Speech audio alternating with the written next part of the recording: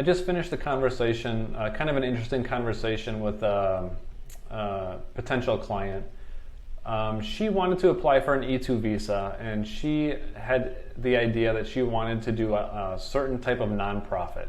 She wanted to use her nonprofit organization to apply for an E2 visa. What was interesting about it is that she had a very detailed growth strategy in place. She had, probably what would be considered a substantial investment that was available to be made. She had a very detailed growth plan, like a business plan for her nonprofit. She knew, what her growth strategy was going to be, who her employees, what the role of her employees was going to be, how many employees she was planning to hire, and it was a very detailed plan. The problem is the E2 regulations are super clear that a nonprofit organization is not eligible for E2 status. So it really didn't matter for this person how much she could invest, how excellent her business plan was. She had a very excellent, she was a very excellent candidate for an E2 visa, but she was very focused on having it be a nonprofit. And unfortunately, that just can't work. Like I said, the E2 regulations are very clear. It expressly mentions that E2 status can't be extended to a nonprofit.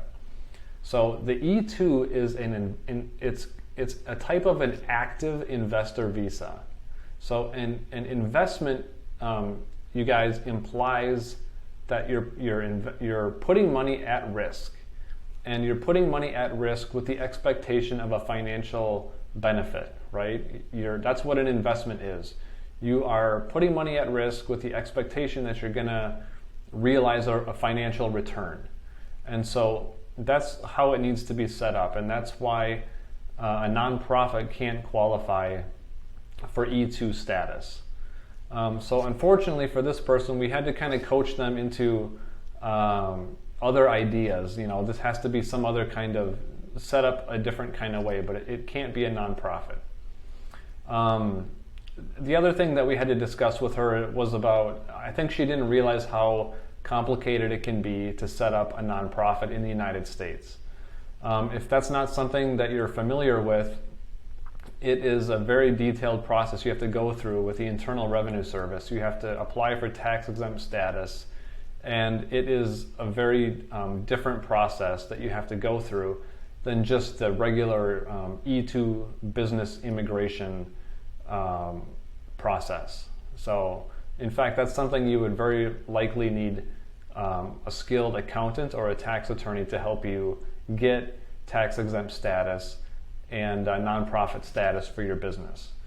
But unfortunately, that is not something that was going to work for her.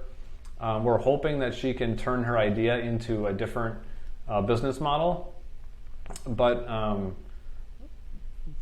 to answer her question, whether she can do that, the answer is very clear that you can't.